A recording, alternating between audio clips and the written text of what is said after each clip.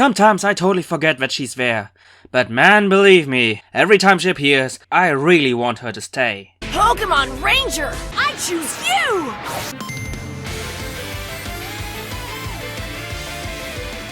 What's up, mighty boys and girls, it's your Ranger here, and welcome to, finally, another review of Pokemon Journeys. Long, what have you been up to? You have been missing anime reviews for nearly a month now. Given up already? Oh hell no! Especially since the last few episodes overall were really good. The Magikarp episode was, you know, weird, but in a really good way. The debut of both Raihan and Galarian Farfetch'd were also really good. And the Sobble episode just confirmed to me once again why Sobble is the best Galarian starter of them all. Hashtag Team Sobble since day one. And if you don't mind, I would love to make a full review of the Sobble episode. But putting that aside, let's talk about the forgotten third main protagonist of the anime. My girl, Koharu! Or according to the English dub, Chloe. Man, I have to get used to that. Anyway, there seems to be trouble in paradise for our girl. And if you want to know more, if you want to know my opinion, then grab some popcorn, grab some cookies, and without any more hesitation, let's go right into the ratings. What can I say about the story? To sum it all up, the episode was all about KOHARUS, or should I call it Chloe? I think I will do that from now on. Anyway, Chloe's family gaining a new member in form of a Pidove, and as a result of everybody, including the usually cold and distant Chloe, giving attention to that Pokemon, Yamper, aka the former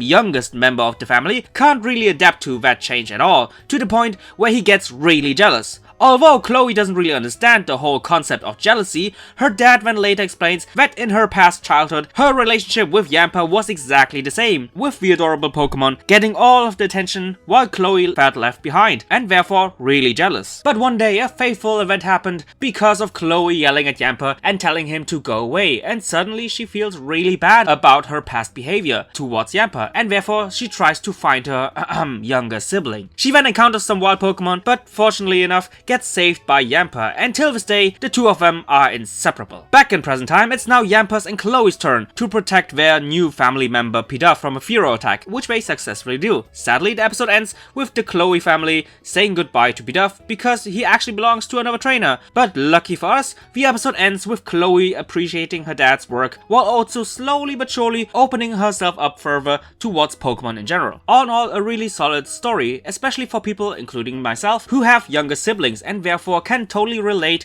to both Yamper's and Chloe's situation, with a newborn younger sibling getting all of the attention while you feel a little bit left behind, even though, just like Chloe stated, she, aka the parents, treat each and every one of their children the same. But also with both Chloe and Yamper, you could see that despite having some issues with the new family member, you will bond with them eventually, and that it just takes some time to adapt to this new situation. So the message of the story overall was great, and I also love how they seemingly made the transition from Yamper's current problem into Chloe's past problem. The next thing I really liked about this episode was the showcase of Chloe's overall growth as a person, that you could see how Chloe slowly but surely has opened up towards Pokemon thanks to her encounter with Pidove. Normally Chloe is a very cold and distant person towards any other Pokemon but Yamper, but in this episode you could actually witness how she got a bit more interested in other Pokemon as well, and that she not only showed more interest but also started to interact with them. Furthermore, I liked how they showcased how much Chloe has developed since she was a child, with her being very expressive and loud as a child, but the more she grew up, the more she was calm and rational, but at the same time also less expressive and also less connected with emotion, since she didn't understand the concept of jealousy at all, even though that is something that influenced her as a kid. And more than often you could see that she's really ashamed of her past self, which also says a lot about her changing character. But with all the good things in mind, was there anything negative? Before I will talk about my main issue, I have to somewhat nitpick the ending, because in my opinion it was a little bit anticlimactic, with Yamper basically one-shotting his opponent, which is very similar to Chloe's battle against Gengar, and to use that solution once more really feels odd and maybe even a little bit lazy. Furthermore, the fact that Pidove at the end of the day didn't join Koharu and ended up being another trainer's Pokemon was not only a shame, since they really had good chemistry with each other, but also was pretty much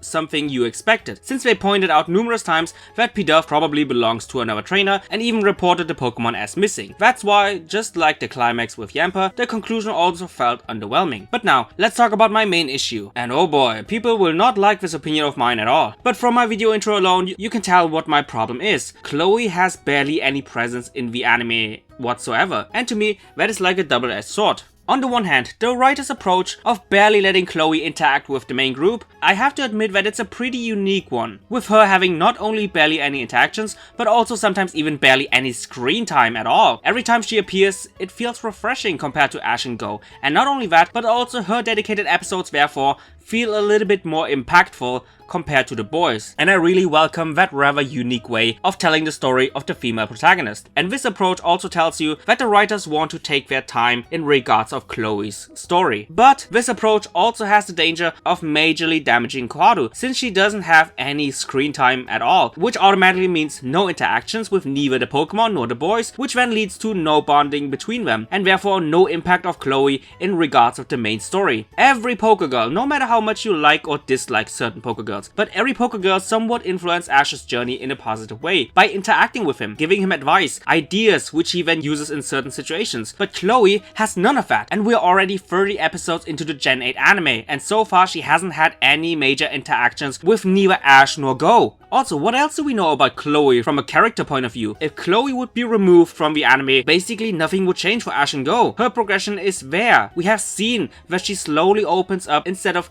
distancing herself from everything. But in my opinion, it really is about time that Koharu does something like, for example, finally joining the group. With her joining Ash's and Go's adventure, we could finally see more of her. I want to see her being involved with the gang. I want to see her in filler episodes where she is involved in Ash's and Go's goofiness or in silly situations thanks to them. I want her to not only be enclosed in her own bubble, I want her to also see the world, just like the others do. Or in short, I just want the opening to happen. In the opening, she's dancing with the boys in this really goofy way, and she also travels with them around the world. And because of the opening, in the opening alone, where both Chloe and Yampa are a major part of it, I hope that this opening foreshadows that in the near future she will join them, and I have no doubt that she will be part of the group. I'm just worried that by the time she joins them, it's too late. But with all my worries aside, even though the story was really solid, since both the climax and the ending of the episode were somewhat disappointing, I have to cut off some points, but it still earns a solid 7 out of 10 because of the good message and Chloe's backstory. What can I say about the focus? The title is called Electrifying Jealousy, Yampa's Feelings, and you can tell from the title that it's all about Yampa and Chloe and that there will be some kind of conflict. The main theme of this episode was indeed jealousy, with Yampa expressing that character trait in the present while Chloe displayed that in the past.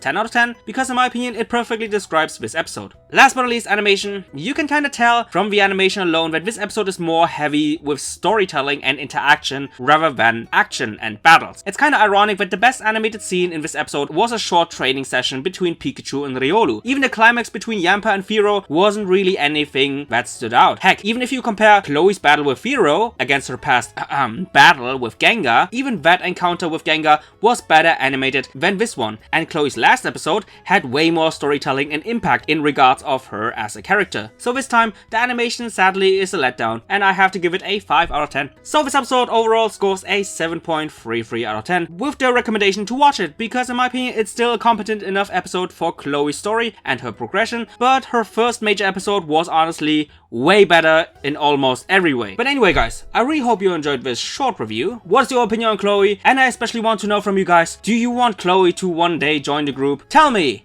And just like always, I see you guys in the comments down below. Bye guys!